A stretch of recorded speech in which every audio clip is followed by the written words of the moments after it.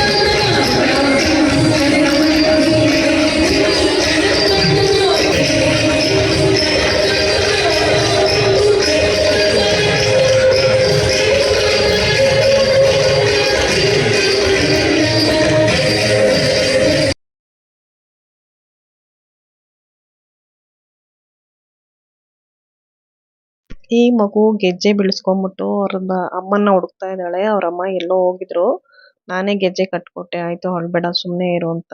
ಇಲ್ಲಿ ಇನ್ನೆರಡು ಮಕ್ಕಳು ರಿಹರ್ಸಲ್ ಮಾಡ್ಕೋತಾ ಇದ್ದಾರೆ, ಏನ್ ಬರುತ್ತೆ ನಮಗೆ ಅಂತ. ಅದು ಆದ್ಯನ್ ಗ್ರೂಪ್ ಇವರಿಬ್ರು ಮಕ್ಕಳು. ಈ ಕಲರ್ ಡ್ರೆಸ್ ಇರೋದೆಲ್ಲ ನಮ್ಮ ಆದ್ಯನ್ ಗ್ರೂಪ್ ಮಕ್ಕಳು. ಎಲ್ಲ ರೆಡಿ ಆಗಿದ್ರು. ಆದ್ಯ ಮುಖಕ್ಕೆ ರೆಡಿ ಮಾಡಿಸ್ಕೊಂಡು ಇವಾಗ ಆಚೆ ಬಂದ್ಲು. ಇನ್ನು ಅವಳಿಗೆ ತಲೆದು ಹೇರ್ ಸ್ಟೈಲ್ ಎಲ್ಲ ನಾನೇ ಮಾಡಿದ್ದೆ. ಇವಾಗ ಜ್ಯುವೆಲರಿ ಎಲ್ಲ ನಾನೇ ಹಾಕ್ತಾ ಇದ್ದೀನಿ. ಕವಿತಾ ಗೆಜ್ಜೆ ಕಟ್ಕೊಟ್ಟಿದ್ದಾಳೆ ಕಾಲಿಗೆ.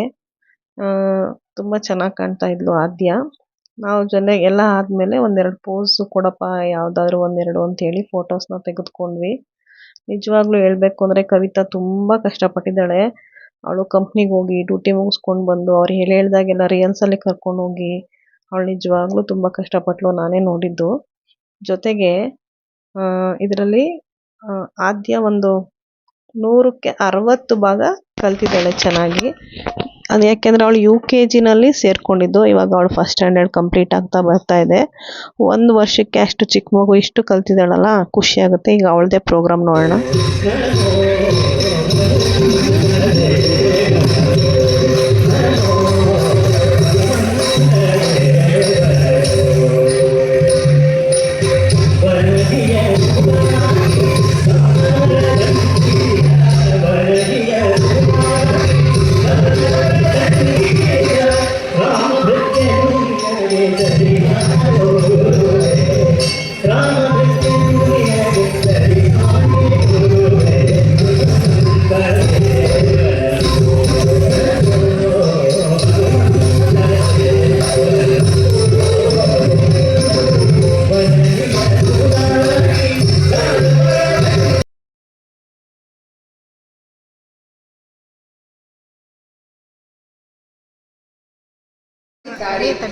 ಈ ಸಂಸ್ಥೆಯ ವತಿಯಿಂದ ಹಲವಾರು ಭರತನಾಟ್ಯ ತರಬೇತಿ ಕಾರ್ಯಕ್ರಮಗಳನ್ನು ಅಧ್ಯಾತ್ಮ ಹಾಗೂ ಭರತನಾಟ್ಯಕ್ಕೆ ಇರುವ ಸೂಕ್ಷ್ಮ ಹಾಗೂ ಅಗಾಧವಾದ ಸಂಬಂಧವನ್ನು, ನೈತಿಕ ಮೌಲ್ಯಗಳನ್ನು ಸಾಂಸ್ಕೃತಿಕ ಹಿನ್ನೆಲೆಯಲ್ಲಿ ಬೋಧಿಸಿ ವಿದ್ಯಾರ್ಥಿಗಳ ಸರ್ವೋತ್ತಮಕ ಅಭಿವೃದ್ಧಿಗಾಗಿ ಶ್ರಮಿಸುವುದು ಇವರ. ಸ್ನೇಹಿತರಾಗಿದ್ದೀವಿ. ಅವರು ಉಡಲಿ ಸಹ ಕೆಲಸ ಮಾಡಿದ್ದಾರೆ. ನಾನು ಎರಡೂ ಕಡೆ ನೋಡಿದ್ದೇನೆ. ಕರ್ನಾಟಕದಲ್ಲಿ ಸಾಂಸ್ಕೃತಿಕ ರಾಜಧಾನಿ ಅಂತ ಮೈಸೂರು ಕರೀತಾರೆ, ಅಲ್ಲಿ ಸಾಂಸ್ಕೃತಿಕ ರಾಜಧಾನಿ ಅಂತ ಉತ್ತರ ಕರ್ನಾಟಕದಲ್ಲಿ ಧಾರವಾಡ ಕರೀತಾರೆ. ಎರಡೂ ಕಡೆ ಅಲ್ಲಿನೂ ಕೆಲಸ ಮಾಡಿದ್ದೇನೆ, ಇಲ್ಲಿಯೂ ಕೆಲಸ ಮಾಡಿದ್ದೇನೆ. ನಿಜವಾಗಿಯೂ ಇದು ಮೈಸೂರು ನಿಜವಾದಂತಹ ಸಾಂಸ್ಕೃತಿಕ ರಾಜಧಾನಿ. ಸಂಸ್ಕೃತಿ ಅನ್ನೋದು, ಸಂಸ್ಕಾರ ಅನ್ನೋದು ಇಲ್ಲಿ ಜನತೆಯಿಂದ ನೋಡಿ ಕಲಿಯುವಂತಹದ್ದು. ಅಂತ ಒಳ್ಳೆಯ ಜನ. ನಾನು ನಿಜವಾಗಿಯೂ 12 ಜಿಲ್ಲೆಯಲ್ಲಿ ಕೆಲಸ ಮಾಡಿದ್ದೇನೆ, 40 ವರ್ಷ ಇಲಾಖೆಯಲ್ಲಿ ಕೆಲಸ ಮಾಡಿದ್ದೇನೆ. I joint service at age of 20 ವರ್ಷಕ್ಕೆ ಜಾಯಿನ್ ಮಾಡಿ ಎಲ್ಲ ಕಡೆನೂ ಕೆಲಸ ಮಾಡಿದ್ದೇನೆ. ನಾನು ಮೈಸೂರು ಅಂತ ಅವರು ನಿಜವಾಗಿಯೂ ಎಲ್ಲಿ ನೋಡಲಿಲ್ಲ. ಇಲ್ಲಿ ಜನ ಬಹಳ ಸುಸಂಸ್ಕೃತರು. ಅದು ಕಾರಣ ಅಂದ್ರೆ ಈ ಕಲೆ. ನಮ್ಮ ಮೈಸೂರು ಕಲೆ ಬಗ್ಗೆ ತುಂಬ ಚೆನ್ನಾಗಿ ಮಾತಾಡಿದ್ರು. ಚೀಫ್ ಗೆಸ್ಟ್ ಆಗಿ ಬಂದಿದ್ರು ಈ ಸರ್ರು. ಅವ್ರ ಹೆಸರು ನಿಜವಾಗ್ಲೂ ನನಗೆ ಇವಾಗ ನೆನಪು ಬರ್ತಾ ಇಲ್ಲ. ಇದಾದ್ಮೇಲೆ ಮಕ್ಕಳು ಎಕ್ಸಾಮ್ ಬರ್ದಿದ್ರಂತೆ ಕ್ಲಾಸಿಕಲ್ ಡ್ಯಾನ್ಸ್ದು. ಕೆಲವು ಮಕ್ಕಳು ಡಿಸ್ಟಿಂಕ್ಷನ್ ಅಲ್ಲೇ ಬಂದಿದ್ರು. ನಿಜವಾಗ್ಲೂ ನಮಗೆ ಗೊತ್ತೇ ಇರಲ್ಲ ಇಂಥದ್ದೆಲ್ಲ ಇದೆಯಾ ಕ್ಲಾಸಿಕಲ್ ಡ್ಯಾನ್ಸಲ್ಲಿ ಅಂತ.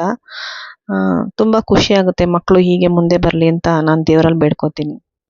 ಹಿರಿಯರಿಗೆ ಪುಟ್ಟದಾಗಿ ಒಂದು ಸನ್ಮಾನಗಳನ್ನ ಮಾಡ್ತಾ ಇದ್ರು. ಇದಾದ್ಮೇಲೆ ಇವಾಗ ಬೇರೆ ಮಕ್ಕಳದು ಡ್ಯಾನ್ಸ್ ಪ್ರೋಗ್ರಾಮ್ ಶುರು ಆಗುತ್ತೆ.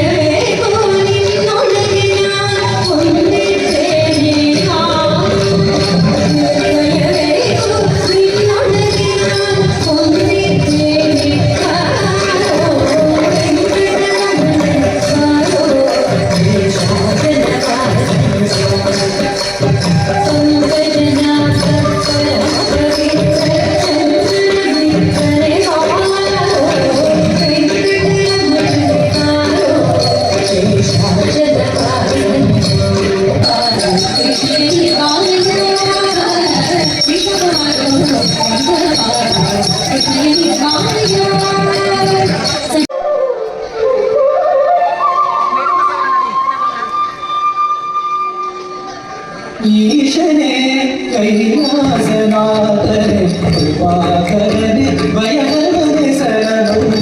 ಈಶನೇ ಕೈಲಾಸನಾಥನೆ ಕೃಪಾಕರನೆ ಭಯಹರನೆ ಶರಣು.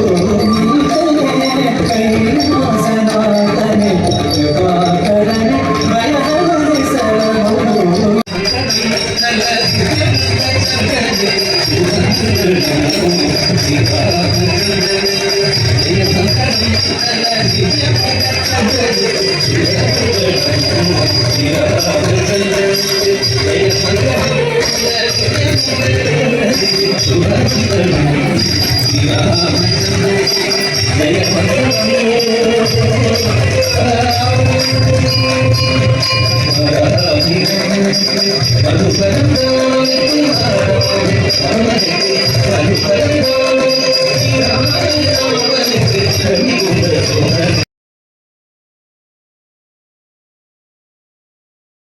ಮಕ್ಕಳು ಪ್ರತಿಯೊಂದು ಮಕ್ಕಳು ತುಂಬ ಚೆನ್ನಾಗಿ ಡ್ಯಾನ್ಸ್ನ ಮಾಡಿದ್ರು.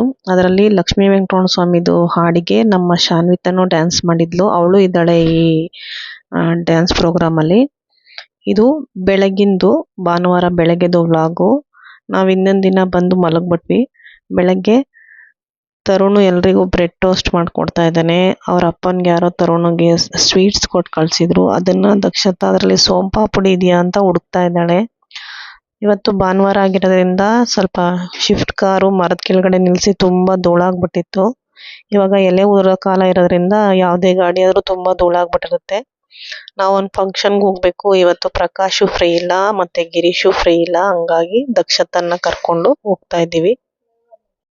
ಹೋಗ್ತಾ ಇವಾಗ ದಾರಿನಲ್ಲಿ ಪೆಟ್ರೋಲ್ ಹಾಕ್ಸ್ಕೊಂಡು ಹೋದ್ವಿ. ಇದ್ದಿರೋದು ಹಳೆ ಕೆಸರೆ ಅಂತ ಹೇಳ್ತಾರೆ ಅಲ್ಲಿ. ತುಂಬ ಚೆನ್ನಾಗಿ ಬಂದಿದೆ ಮನೆ. ಪೂಜೆಗೆ ಅಲಂಕಾರ ಅಂತೂ ತುಂಬ ಚೆನ್ನಾಗಿ ಮಾಡಿದರು ಸತ್ಯನಾರಾಯಣ ಸ್ವಾಮಿಗೆ.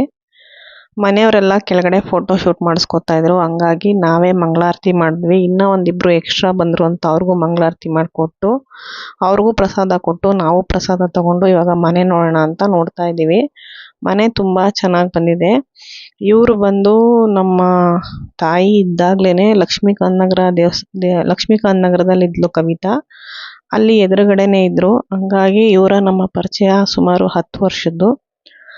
ಅವಾಗಿಂದನೂ ಇವತ್ತುವರೆಗೂ ಪಾಪ ಅವ್ರು ಅಷ್ಟೇ ಪ್ರೀತಿ ವಿಶ್ವಾಸವಾಗಿ ನೆನ್ಪಿಟ್ಕೊಂಡು ಬಂದು ನಮ್ಮನ್ನು ಮತ್ತು ಕವಿತನ್ನು ಕರೆದ್ಬಿಟ್ಟು ಹೋಗಿದ್ರು.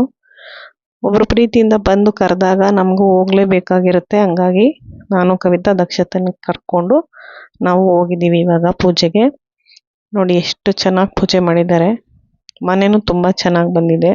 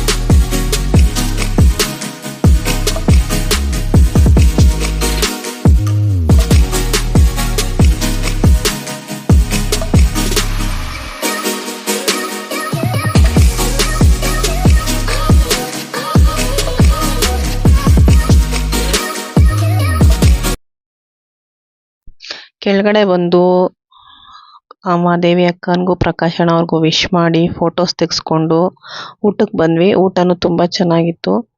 ಊಟ ಮುಗಿಸ್ಕೊಂಡು ಹೋಗಿ ಬರ್ತೀವಿ ಅಕ್ಕ ಅಂತ ಹೇಳಿ ಇವಾಗ ನಾವು ಇಲ್ಲಿಂದ ಹೊರಡ್ತಾ ಇದ್ದೀವಿ. ಇವರು ಇದನ್ನ ಹರಾಜಲ್ಲಿ ತೊಗೊಂಡಿದ್ರಂತೆ. ಸುಮಾರು ಆಗಲೇ 12 ವರ್ಷ ಆಯಿತು ಅಂತ ಹೇಳ್ತಾ ಇದ್ರು. 30-40 ಇದು ಎದುರುಗಡೆನೆ ಒಂದು 60-40 ಇದೆ. ಅದನ್ನು ದುಡ್ಡು ಕೊಟ್ಟು ತೊಗೊಂಡಿದ್ದು ಕಣಮ್ಮ. ಅವಾಗೆಲ್ಲ ಒಂದು 15 ಲಕ್ಷ ಇತ್ತು, ಇವಾಗೆಲ್ಲ ಒಂದು 50 ಲಕ್ಷ ತನಕ ಆಗಿದೆ ಅಂತ ಹೇಳ್ತಾ ಇದ್ರು ಅಣ್ಣ. ತುಂಬ ಚೆನ್ನಾಗಿ ಬಂದಿದೆ ಮನೆ. ಮಕ್ಕಳು ಇವಾಗ ದೊಡ್ಡವರಾದ್ಮೇಲೆ ಅವರು ಪ್ಲ್ಯಾನ್ ಎಲ್ಲ ಹಾಕ್ಸಿ ಕಟ್ಟಿಸ್ಕೊಂಡಿದ್ದಾರೆ. ನಾವಿವಾಗ ಮನೆಗೆ ಹೊರಡ್ತಾ ಇದ್ದೀವಿ.